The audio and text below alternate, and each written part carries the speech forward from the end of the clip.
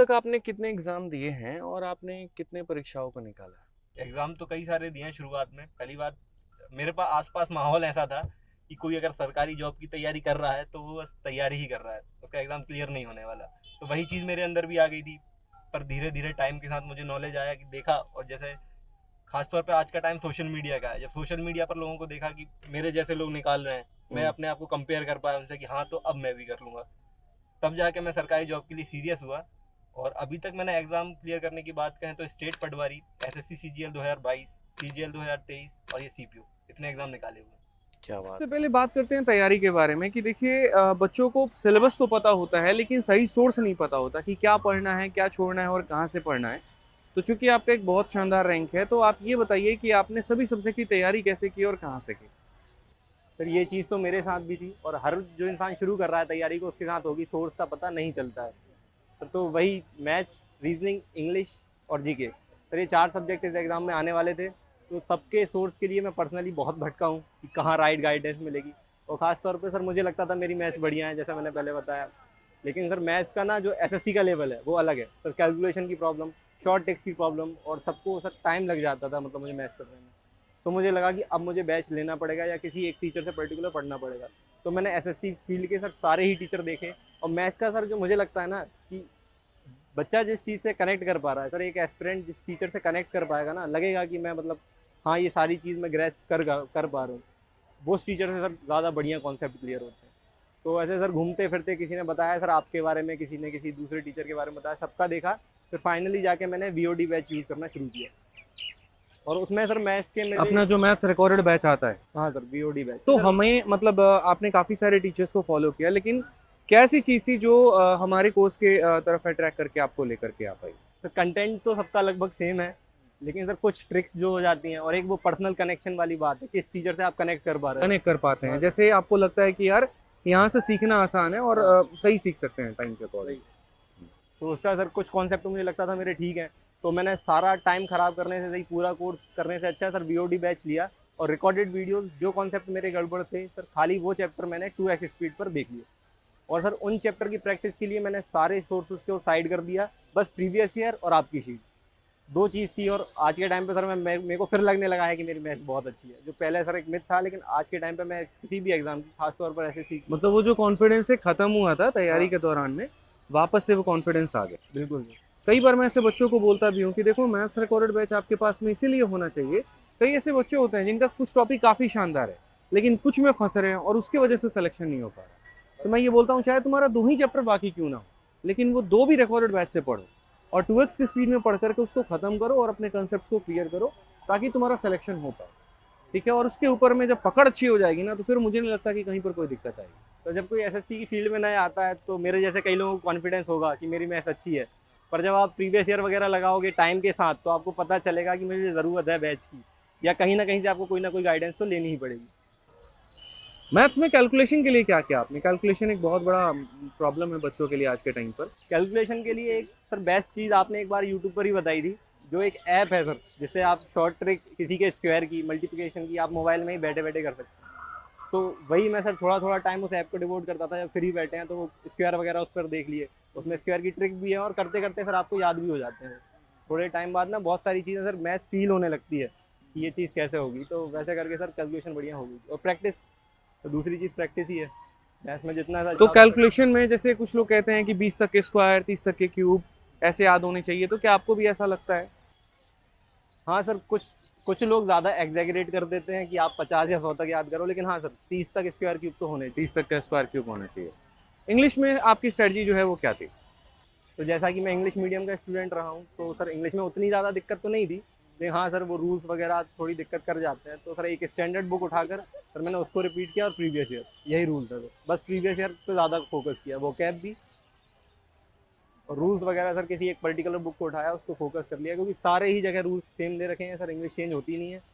बाकी sir previous year अगर बुकैब आप कर लेते हो, और बुकैब के लिए सर मैंने एक्स्ट्रा चीज़ भी की थी, जो है word word power made easy, normal Lewis. Normal Lewis, वो लाल किताब आती है हाँ, और वो दिखने में मोटी होती है लेकिन है बहुत हल्की। मज़ेदार है सर, वो कोई पढ़ना शुरू करेगा तो पढ़ सकता उसमें कैसे पढ़ा था? क्योंकि उसमें शुरू में सेशंस दिए गए हैं और बाद में उसमें पेज नंबर 517 के बाद में वोकैबुलरी दी गई है। है। तो आपने पहले सेशंस पढ़े थे या पहले वर्ड पढ़े थे? सेशंस पहले सेशन पढ़े सर वो ज़रूरी है, वही है ना सर, इंग्लिश वो आपको फिर रटना नहीं पड़ेगा वो कैब, हर एक वर्ड का उस बुक में कारण दिया हुआ है, वर्ड की। और तो आपने खुद से डिकोड कर लिया था उसको पूरा का पूरा? हाँ सर। क्योंकि जैसे उसमें अलग अलग रूट वर्ड्स के ऊपर में है, ग्राफी के ऊपर में है, फाइल के ऊपर में है, तो मतलब वो सारा आपने खुद से याद कर लिया? क्योंकि देखिए आपकी वीडियो एक नया एस्पिरेंट भी देख रहा है, तो वो अगर मान लीजिए कल के दिन जा करके नॉर्मल लुइस लेता है तो फिर उसको बहुत प्रॉब्लम आएगी यहाँ पे। तो जो ट्रिक्स मैं चाह रहा था वो यही कि क्या तरीका था उसको डिकोड करने का था नॉर्मल लुइस का मतलब? नॉर्मल लुइस सर, अगर आपकी रीडिंग हैबिट है या आप इंग्लिश मीडियम से अच्छे से पढ़ के रखे हुए हैं, आपका स्कूलिंग का मीडियम इंग्लिश था, तो सर बढ़िया है, क्योंकि नॉर्मल लुइस आप आरामी से डिकोड कर पाएंगे। और अगर आप हिंदी मीडियम के स्टूडेंट हैं, आपने इंग्लिश तैयारी करते हुए टाइम हो गया है, तो शायद कर पाएंगे। लेकिन आप बिगनियर हो तो एक बार चेक कर लो पढ़ के, अगर आप अभी पढ़ पाते हो तो ठीक है, नहीं थोड़ा टाइम दो अपने आप को, इंग्लिश की प्रैक्टिस वगैरह करो, रूल्स वगैरह याद करो ग्रामर के, तो शायद एक टाइम के बाद आपको नॉर्मल लुइस भी ईजी लगने लगेगी। और उसके बाद में कॉम्प्रिहेंशन वाले पार्ट को आपने बेहतर कैसे किया था? कॉम्प्रिहेंशन, हाँ सर, सब लोग बोलते हैं कि नोवेल वगैरह पढ़ना ज़रूरी है, न्यूज़पेपर पढ़ना ज़रूरी है, तो एसएससी के लिए मुझे इतना तो नहीं लगा। हाँ सर, एक टिप बहुत अच्छा है कि अगर आपके पास InShort ऐप है तो आप उस पर डेली न्यूज़ पढ़ सकते हो। हाँ, InShorts काफ़ी अच्छा है, INSHORTS, लेकिन उसमें इंग्लिश में ही न्यूज़ आते हैं, स्क्रॉल करना होता है बस वहाँ तो पे। वो इंग्लिश न्यूज़ आपको यही बेनिफिट दे जाएंगे कि आपका इंटरेस्ट आएगा उसको, जब भी आप स्क्रॉल करोगे हर न्यूज़ कुछ ना कुछ इंटरेस्टिंग होगी, तो आप उसको पढ़ोगे, और वो पढ़ने से आपकी रीडिंग हैबिट और उसमें वोकैब वगैरह भी बढ़िया हो जाती है। वोकैबुलरी भी बढ़िया हो जाती है। इसके बाद अगर हम बात करें यहाँ पर, तो रीजनिंग जो है वो आज के समय में काफ़ी ज़्यादा बच्चों के लिए इंपॉर्टेंट हो जाता है, क्योंकि अगर हम सीजीएल के पेपर में देखें तो मेंस में भी आ रहा है, हालांकि सीपीएम में भी पैटर्न नहीं बदला है। तो रीजनिंग की तैयारी आपने कैसे की थी? सर रीजनिंग का तो पहले मैंने डायरेक्ट मॉक लगाना शुरू किए थे सीपीओ के, उसमें मैंने चेक किया कि मेरा क्या एरिया वीक है क्या नहीं, तो उस हिसाब से सर मैं रीजनिंग बढ़िया कर रहा था, मतलब 35 से 40 मार्क्स मेरे आ जाते थे। और जो सर नंबर मेरे कट रहे थे वो उन टॉपिक्स की वजह से जिनका मुझे नॉलेज ही नहीं था। तो सर रीजनिंग में मैंने सेम स्ट्रेटेजी शुरू करी, अलग अलग मॉक लगाने शुरू किए, जैसे सेक्शनल मॉक हो गए, प्रीवियस ईयर हो गए, और उसके बाद सर जो टॉपिक मेरे से नहीं बन रहा उसको मैं यूट्यूब पर सर्च कर लेता था। तो जैसे विक्रमजीत सर हैं या कोई और टीचर, सर हर टॉपिक रीजनिंग का आपको मिल जाएगा, तो सर वो वहाँ से कॉन्सेप्ट क्लियर करके फिर मैंने मॉक लगाना शुरू किया, और धीरे धीरे सर रीजनिंग में अब मेरे हर 2 में से 1 मॉक में 50 में से 50 आ जाते हैं। तो रीजनिंग में जैसे आपके जो भी टॉपिक्स एक तरीके से बाकी हो गए, तो आपने जैसे विक्रमजीत सर की वीडियो देख ली या फिर इस तरीके से अपने प्रैक्टिस के करने के माध्यम से आपने उसे कवर अप कर लिया। रीजनिंग में क्या स्कोर रहा आपका? रीजनिंग में सर सीपीओ में मेरे 50 आउट ऑफ 50। क्या बात है, बहुत शानदार है। इसी के साथ अगर हम बात करें यहाँ पर, तो देखो जीएस जो मुझे लगता है एक सबसे बड़ा आज के समय में बच्चों के लिए मिथ है। कहा भी जाता है कि जीएस किंग मेकर है एसएससी जैसे एग्जाम्स के लिए। तो जीएस को आपने कैसे डिकोड किया और किस तरीके से आपने जीएस की प्रिपरेशन किया? जीएस पहले मेरे लिए बहुत टफ थी सर, मैंने लोगों के कहने पे लूसेंट ले ली, अलग अलग कोर्स फॉलो किए सर, पर जीएस ना कभी कंप्लीट हो ही नहीं पाता था, मतलब मैं डेली उसको 2-3 घंटे भी दे रहा हूँ तो भी मेरा स्कोर नहीं बढ़ रहा।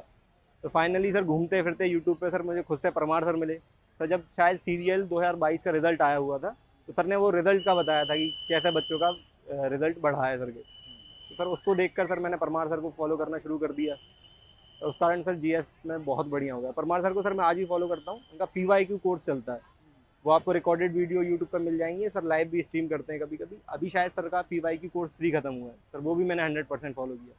तो ना सर को आप विजार्ड ऑफ, सर जैसे आप विजार्ड ऑफ मैथ है ना, वैसे सर मैंने परमार सर को विजार्ड ऑफ जीके मान लिया है। अगर कोई बंदा उनको फॉलो करता है तो उनके पढ़ाए हुए क्वेश्चन जो सर ने क्लास में कराया वो सेम उठ के आपको पेपर में मिल जाएगा। ये होता ही है, ये मेरे साथ हुआ है। पहले मेरे सर जीएस में सीजीएल के मार्क्स बताता हूँ, मैंने सीजीएल 2022 दिया था तो जीएस में मेरे 13 नंबर थे, और जब मैंने सीजीएल 2023 दिया तो 44 मार्क्स थे सर, जो कि मेरे लिए बहुत बड़ा जंप था। उस टाइम पर ही मेरा सीपीओ का एग्जाम भी था, तो सीपीओ में भी मैंने बढ़िया स्कोर कर लिया था। तो फाइनली परमार सर के माध्यम से जो है आपके जीएस में काफ़ी अच्छे स्कोर आए। ठीक है, बहुत बढ़िया बात है। अगर हम बात करें यहाँ पर इसी तरीके से ले करके, तो आपने मॉक टेस्ट पर किस तरीके से काम किया? क्योंकि देखिए एस्पिरेंट के अंदर में सबसे बड़ा ये होता है कि सर हमारा पूरा सिलेबस खत्म हो गया, ठीक है, तो हम मॉक टेस्ट लगाएं या फिर हम प्रिपरेशन के दौरान हम मॉक टेस्ट लगाएं, क्या करें? तो जैसा कि सर मुझे लगता है कि सिलेबस मेरा कभी कंप्लीट हो ही नहीं पाता, तो मॉक टेस्ट, ये लाइन सबसे इंपॉर्टेंट है, मतलब एक एस्पिरेंट का कभी भी सिलेबस खत्म ही नहीं हो पाता है। हाँ सर, तो मॉक में सर मैं ज़्यादा टाइम नहीं देता, जैसा लोग बोलते हैं डेली 5-5, 10-10 मॉक लगाओ सर, तो इतना तो मैंने कभी नहीं किया। हाँ सर, एग्जाम आ रहा है तो डेली 1 या 2 मॉक, और उससे पहले सर मैं सेक्शनल लगाता हूँ। जैसे मैंने अगर अभी आपकी क्लास की वीडियो देखी या परमार सर की वीडियो देखी या कोई चीज़ पढ़ के मैं उठाऊँ, अगर मॉक लगाना ना सर लीस्ट एफर्ट का काम लगता है मुझे, तो उससे पहले मैं सोचता हूँ अब एक मॉक लगाऊंगा फिर उठूंगा। तो सेक्शनल मॉक 20 या 15 मिनट में हो जाते हैं, तो वैसे करके सर सेक्शनल मॉक देता रहा, तो प्रीवियस ईयर भी खत्म होते गए और सर वो एक स्पीड भी आती गई। मतलब जो छोटी छोटी कमियां हैं, छोटे छोटे गैप्स हैं, आपने उसको फिल करने की कोशिश की यहाँ पर, ठीक है कि यार अगर मेरा ये पॉइंट वीक है तो मैं सेक्शनल मॉक देके उसे खत्म करूं। अक्सर लोगों को क्या होता है, सीधा बड़ा युद्ध करने की कोशिश में लग जाते हैं, ये उनकी सबसे बड़ी प्रॉब्लम हो जाती है। अगर मुझे ऐसा लगता है कि आपकी छोटी छोटी कमियां, जैसे मान लीजिए टेंस में दिक्कत आ रही है, टेंस का टेस्ट दे दीजिए। आपको यहाँ पर एक तरीके से परसेंटेज में प्रॉब्लम आ रही है, परसेंटेज का दे दीजिए। या पूरे जीएस में प्रॉब्लम आ रही है तो जीएस का दे दीजिए। ये आपको शुरू से लेकर कैसा चलना पड़ेगा, तभी आपका स्कोर, तभी आपका जो स्ट्रैटेजी है वो सही वर्कआउट करेगा और आपको उसका रिजल्ट भी दिखेगा। तो जैसा कि मॉक टेस्ट के ऊपर में हम बात कर रहे थे कि सेक्शनल मॉक टेस्ट जो होता है वो काफ़ी इंपॉर्टेंट होता है, लेकिन कभी ना कभी तो फुल लेंथ मॉक टेस्ट देना पड़ेगा। तो उसका सही समय क्या है? एग्ज़ाम के पहले सर जनरली जो मैं करता हूँ सर, वो एग्ज़ाम के 1 महीने पहले मैं डेली एक फुल मॉक लगाने की कोशिश करता हूँ। वो भी ऐसा कंपल्सरी नहीं है सर, मुझे कोई और चीज़ ज़रूरी लग रही है उस टाइम पे मैं वो कर लूँगा। हाँ, अगर आपका टाइम मैनेज हो रहा है तो आप किसी और चीज़ में दो, अगर नहीं हो पा रहा तो मॉक पर ही सर प्रैक्टिस करते रहने चाहिए। तो आप डेली मॉक टेस्ट लगाते थे या फिर वीकली लगाते थे या ऑल्टरनेट डेज पे लगाते थे? सर फुल मॉक टेस्ट तो सर मैं एग्ज़ाम से पहले ही लगाता हूँ, जैसे मैंने बताया सर 1 महीने पहले। बाकी सेक्शनल, हाँ, सेक्शनल से सर पता चलता है कि मैं क्या गलती कर रहा हूँ, मेरा सिलेबस है नहीं है, या मैं सिलेबस जब शुरू भी कर रहा हूँ तो भी सर मैं मॉक से ही एनालाइज करता हूँ मुझे कितना पढ़ना है। सबसे पहला मॉक टेस्ट का स्कोर क्या था आपका? तो सबसे पहले मैंने सीजीएल प्री का लगाया था सर, जिसमें मेरा 90 स्कोर आया था। सबसे पहला मॉक टेस्ट मतलब शुरू ही 90 से किया? खतरनाक है भाई साहब। और 90 नंबर से मतलब ऐसे देखो बच्चे डिमोटिवेट हो जाएंगे यार, ये 60 नंबर बोला करो। ठीक है, कोई बात, काटना नहीं है इसको। ठीक है, तो 90 नंबर आपके आए थे सबसे पहले मॉक टेस्ट में, और उसके बाद में जो लास्ट मॉक टेस्ट आपने पेपर के पहले दिया था उसमें स्कोर कितना था आपका? सर वो वेरी करता था सर, मैंने अलग अलग मॉक लगाए तो 140 से 170 तक। 140 से 170 तक। मतलब मुझे ऐसा लगता है कि देखिए अगर आपको सिलेक्शन चाहिए तो कम से कम 150 वाले रेंज में आना पड़ेगा आपको। कई सारे बच्चों के मॉक टेस्ट में स्कोर 110 नंबर आ रहे हैं और उन्हें ऐसा लगता है कि हमारा सिलेक्शन हो जाएगा। ठीक है, तो ये बड़ी गलती है। दूसरी सबसे बड़ी बात, जैसे आपको बीमारी है कि नहीं या खून जांच से पता चलता है, वैसे ही मॉक टेस्ट के स्कोर से पता चलता है कि आपके सिलेक्शन के आप कितने करीब और कितने नहीं। 90% को सर यही गलत फहमी है कि जब मेरा सिलेबस होगा तब मैं मॉक दूंगा। सर मेरे साथ कई लोग तैयारी कर रहे हैं, ज़्यादातर स्टूडेंट ना यही सोचते हैं कि जब सिलेबस होगा तब मॉक लगाना शुरू करूंगा। तो एटलीस्ट सर सेक्शनल तो देना ही चाहिए। वही मतलब पूरा मत दो, लेकिन सेक्शनल टेस्ट के साथ में जो है वो शुरुआत अपनी कर लो, और उसके बाद में जैसे जैसे सिलेबस 70% 80% हो जाए तो Sunday to Sunday mock test लगाना शुरू कर दो। थोड़ा और सिलेबस हो जाए तो ऑल्टरनेट लगाना शुरू कर दो, और जब पेपर नज़दीक आ जाता है तब डेली टेस्ट लगाना शुरू कर दो। कई ऐसे सीपीओ के बच्चे होते हैं, तो ज़रूरी नहीं है कि आप सीपीओ का ही मॉक टेस्ट दीजिए, आप सीजल के मॉक टेस्ट के साथ भी काम चला सकते हैं। बात वहीं पड़ेगी, अगर आप सीजल में प्रिपेयर कर लेंगे ना तो सीपीओ थोड़ा आसान लगता है, क्योंकि वो 2 घंटे का मॉक टेस्ट होता है, कॉन्सेप्ट वाइज क्वेश्चन कहीं ना कहीं जाके रिपीट होगा, तो उससे कोई बहुत ज़्यादा डिफरेंस नहीं नज़र आता है। तो ये बताइए कि आप यहाँ पर कितने घंटे पढ़ाई करते थे, क्योंकि काफ़ी सारे बच्चों का सवाल होता है कि सिलेक्शन के लिए कितने घंटे पढ़ने चाहिए। हाँ सर, कुछ एस्पिरेंट या कुछ टॉपर ये भी कहते हैं सर घंटे नहीं देखते थे। सर मैं घंटा देखता था कि कितने घंटे मैंने पढ़ाई कर ली, क्योंकि आखिरी में सर वो सोते टाइम मुझे ही मोटिवेशन मिलता था कि आज मैं 8 घंटे या 10 घंटे पढ़ लिया तो मैंने कर लिया अपना टारगेट पूरा, अब मैं कल पढ़ूंगा। तो शुरुआत में तो सर ऐसा कंसिस्टेंट रहा, बस मैं 6 से 8 घंटे पढ़ता था। लेकिन खासतौर पर जब मेरा कोई एग्जाम आ रहा है, जैसे सर 3 महीने बाद सीपीओ है, मैंने आज उसका फॉर्म डाल दिया, सर वो टाइम बढ़ जाएगा मेरा ऑटोमेटिकली। मेरे को पूरा सिलेबस रिवाइज करना है, मॉक लगाने हैं, तो सर वो 8 से 10 घंटे मिनिमम हो जाता था पर डे। बहुत शानदार यार, 8 से 10 घंटे पढ़ना रेगुलर फॉर्मेट में अपने आप में बड़ी बात है। इसी के साथ मुझे एक लाइन याद आती है यहाँ पर कि जिन्हें कमल बनने की चाहत है या जिन्हें कमल की तरह बनने की चाहत है वो कभी कीचड़ से नफरत नहीं करते। मतलब अगर आप चाहते हो यहाँ पर कि आपको कामयाबी चाहिए, आप चाहते हो कि आपके कंधे पे 3 सितारे चाहिए ना, तो मेरे भाई मेहनत से पीछे मत भागो, उससे नफरत मत करो। ठीक है, अपने आप को ऐसा लगता है कि सर थोड़ा डाउन हो रहा है, ऐसा लग रहा है कि नहीं नींद चाहिए, ऐसा लग रहा है कि वीकनेस महसूस हो रही है, उससे नफरत करोगे तो कहाँ आगे बढ़ पाओगे। ठीक है, तो सपने अगर बड़े हैं तो मेहनत भी बड़ी मांगता है। ठीक है, बहुत शानदार। लास्ट में मैं बस इतना चाहूँगा कि कुछ टिप्स देकर के आप बच्चों को कंक्लूड करें, ठीक है, कि किन बातों को वो फॉलो करें लाइफ में अब आगे, ठीक है, और किन बातों का स्पेशली पढ़ाई के दौरान ध्यान रखें जिससे वो लॉन्ग सेटिंग बना पाएँ और बाकी पढ़ पाएँ। सर टिप का तो यही था कि मेरे लिए सबसे बड़ी मोटिवेशन मेरे मम्मी पापा थे। सभी के पेरेंट्स उनके लिए बहुत करते हैं, और मैं वही चीज़ को देखता था कि मेरे मम्मी और पापा जितना टाइम अपने काम को देते हैं, ड्यूटी को या मम्मी अपने घर के काम को, उतना टाइम मैं पढ़ाई को दे दूँ तो मेरा सिलेक्शन आराम से हो जाएगा। और सर एक और सीन था कि मतलब मेरी ज़रूरतें आज तक मेरे माँ बाप ने सब कुछ पूरी की हैं, और उनकी एक ही चाह थी कि मैं बस पढ़ लूँ, और सिलेक्शन का भी इतना मतलब नहीं था, और मैं अपना काम कर रहा हूँ पढ़ने का तो वो खुश थे। तो सर वो काम मैं कर रहा था। बहुत इंपॉर्टेंट होता है यार, और बहुत ही शानदार बात इन्होंने बोली है। तो इसी के साथ एक लाइन बोलना चाहूँगा मैं कि खुल जाएंगे सभी रास्ते, तू रुकावटों से लड़ तो सही।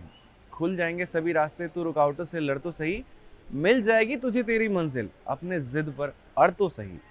तो मेरे भाई अपने ज़िद पर अड़िए और यहाँ पर अपने मंजिल, अपने मुकाम को प्राप्त करिए। ठीक है, माँ बाप के सपनों को, अपने सपनों को पूरा करिए। आज हमारे साथ में ऋतिक हैं जिन्होंने कड़ी मेहनत से जो है यहाँ पर इतनी प्यारी रैंक हासिल की और यहाँ पर अपने साथ हैं, और आज यहाँ से पूरा भारत उन्हें देख रहा है और गौरव महसूस कर रहा है। आप लोग भी ऐसे ही मन लगा के पढ़ाई करो, और बाकी हमारी ऐसी ही वीडियो आते रहेंगे, आपको गाइडेंस देते रहेंगे। वीडियो कैसे लगी ये ज़रूर बताना, क्योंकि मेरे भाई अपने आप में बहुत भौकाल वीडियो हमने अपने तरफ से शूट की है, और पूरा दिन लग गया हमारा। अभी रात के 2:30 बज रहे हैं और ये शूटिंग हो रही है। रात के 2:30 बजे आप सोच सकते हैं एक रेस्टोरेंट के बाहर हम शूटिंग कर रहे हैं। कारण ये था, एक अलग कंसेप्ट के साथ बच्चों के लिए जो है हम कुछ जोड़ते हैं, ताकि उन्हें भी इंटरेस्ट आए, वो बातों को सुने, कनेक्ट करें और जीवन में उसे अप्लाई करें। आपके लिए जो टीचर्स हैं, आपके लिए जो ऋतिक है, वो इतनी मेहनत इसीलिए हो पाई क्योंकि ये भी चाहते हैं कि बच्चे सही चीज़ों को फॉलो करें, सही गाइडेंस को फॉलो करें, लाइफ में आगे बढ़ें।